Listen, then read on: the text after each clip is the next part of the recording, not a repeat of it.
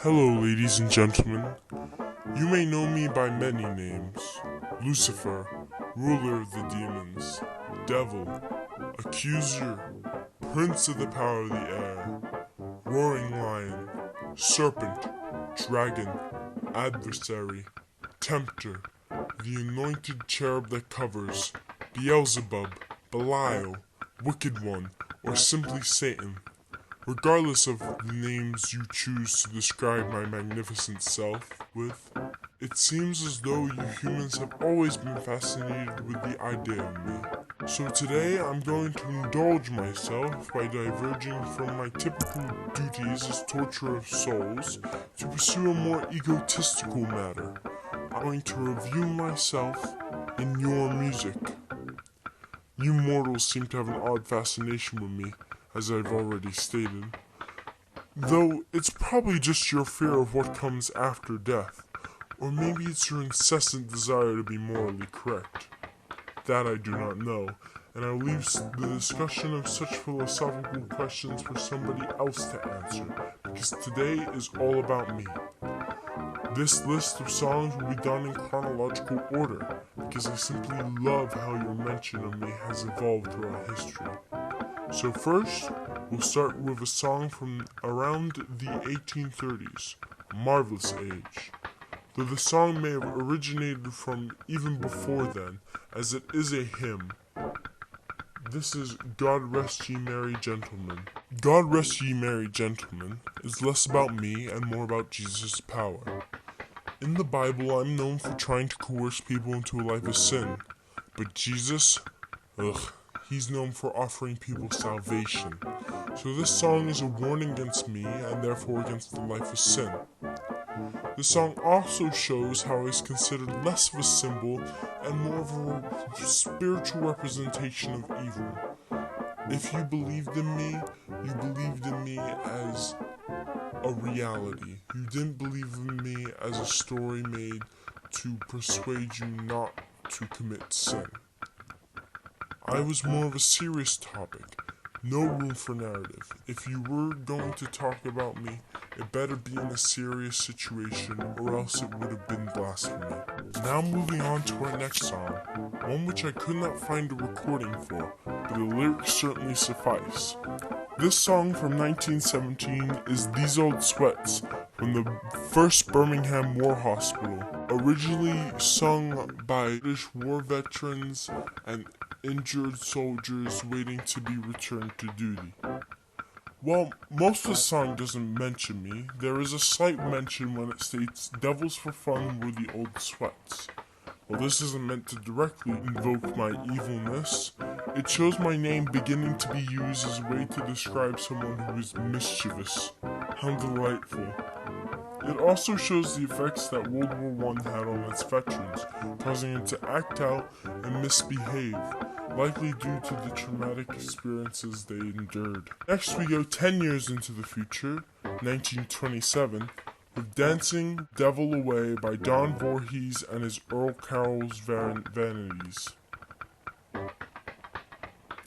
Now, during this time period, a lot of blues and jazz music came to be associated with yours truly, the devil. Now, don't blame me, it was not my interference, but instead racism, as many black artists produced jazz and blues music. So, let's move on. Don't worry about those old racists. I deal with them now. In this song, I portrayed more of a evil spirit, like I am in hymnals. This could indicate a relation to slave spirituals, which had an influence on African American culture even after slavery was abolished.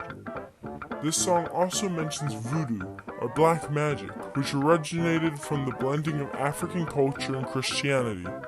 Voodoo has also been associated with the devil, again due to racism, as it was unfamiliar to the white Christians who saw it from the outside looking in. Now we move forward a year to 1928 with the song Old Lady and the Devil by Bill and Belle Reed. This song is a comedic narrative and shows the beginning of my name being used in a less dark tone. In the song, I arrive to claim the soul of a man's family member, showing a great human sacrifice. The humor comes in when the man obliges to my request and offers me his wife, most likely because he can't deal with her himself. However, in the end, even I cannot deal with the farmer's wife. She's too evil even for I, the devil. The song's main premise is that women can be tricky, which relates to Eve committing the first true sin in the Bible, when she heeded my advice and ate the forbidden fruit off of the tree in the Garden of Eden. Humor is always good, but I feel my personality suits a more macabre tone. So let's jump to 1937, Me and the Devil's Blues by Robert Johnson. While this song doesn't inherently sound sad, the lyrics express a dark narrative and the musical undertones imply a sense of building dread. The song uses the devil as more of a spirit and less of a symbol, but the devil comes for Johnson because of the actions he has done in his life, so it's possible that the devil could represent his guilt. Because Johnson openly greets the devil when he sings, "Hello, Satan, I believe it's time to go," he's shown to understand that his punishment is due. Johnson also states that me and the devils walking side by side. This shows that Johnson believes the wrongdoings that he has done in his life have put him on an equal footing with me. Well, what could this guy have done to be as bad as me? Well, according to his song, he is going to beat his wife until he gets satisfied. This shows Johnson is aware of his misdoing, being his wife, but if we look into his past, we get a little bit of context. Johnson was the son of a sharecropper and was beaten frequently as a child. Unfortunately, Johnson continued this cycle of abuse. Some people speculate that Johnson had made a deal with me, in which I would give him his adroit guitar skills in exchange for his soul. Further mystery is added when you look into the circumstances of his early death. He was believed to be poisoned, but some think yours truly came for him. I know the truth, but where's the mystery in telling you? His music shows that the devil has remained dark even when used as a slight form of symbolism. Not all music involving the devil has evolved to become funny or comedic. After that song is another song from 1937, The Hidey-Ho Miracle Man by Cab Calloway. This song is yet another comedic narrative, kind of counter to what I just said. And it also brings up some voodoo-esque themes. The song focuses on the Hidey-Ho Miracle Man, a nonsensical witch doctor who solves his patients' problems in a peculiar way. When the Miracle Man says, "If you've got the misery, bring your misery to me," he means that he will literally take their problems and have them become his problems. He applies this methodology to all things, from alcoholism to lust. When the Miracle Man sings, "And the devil's got you down," see the Hidey-Ho Miracle Man. The devil is meant to represent sin as a whole, as the Miracle Man offers to take vices such as alcoholism away from his patients. This song also shows the devil beginning to be used as more of a symbol in music, and how it would eventually be used to represent ideas of sin and evil. Now we transport 20 years forward, after World War II, where mankind had a new outlook on life. The war and the dropping of the nuclear bomb made people realize their mortality, so artists expressed their fears of death much more often. I was included in many of these fears of death, as people feared being judged negatively in the afterlife and being sent to hell. Such is the case with "Oh Dr. Jesus" by Ella Fitzgerald. In this song, a woman describes an exorcism, but the exorcism is symbolic for the idea of fear holding on to people. Fitzgerald tries to plead with Jesus to remove this fear from her, but the only way Fitzgerald can remove this fear is herself. Again, I am shown in my biblical form as the ultimate evil. something that I am now considering putting on my business cards. After this song, a very similar one was released in 1965 by George Jones, called Please Take the Devil Out of Me. The song describes the life of someone without religion, as Jones describes himself as having traveled far down this lonesome road, showing he is alone without a higher power to guide him. Jones is also pleading that Jesus take the devil out of him, much like Fitzgerald pleads that Dr. Jesus saves her soul. Both Jones and Fitzgerald are afraid of sin and afraid of being judged and sent to hell. For this reason, they express this by pleading for salvation.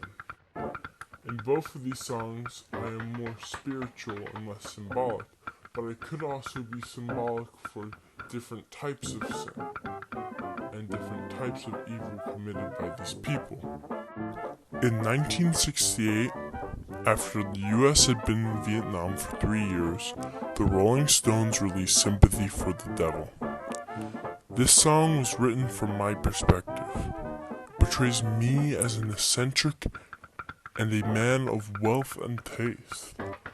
The song follows up with this description by attributing historical events to me. These events include the Russian Revolution, World War II, and the assassination of Kennedy. But, as it turns out, my purpose in this song is to serve as a metaphor for mankind as a whole, as it was mankind who allowed these acts of violence to occur. It was mankind who pits himself against others of his kind. This shows the devil being used as a mechanism for critiquing society, which fell in line with the sentiment common during the late 60s, anti-war and pro-peace. By using the devil in this song, the Stones are saying that mankind has been as bad as the devil, as evil as the devil, for pitting themselves against one another. Now we move forward a little bit to a less tumultuous time period. 1978, where The Devil Went Down to Georgia by the Charlie Daniels Band.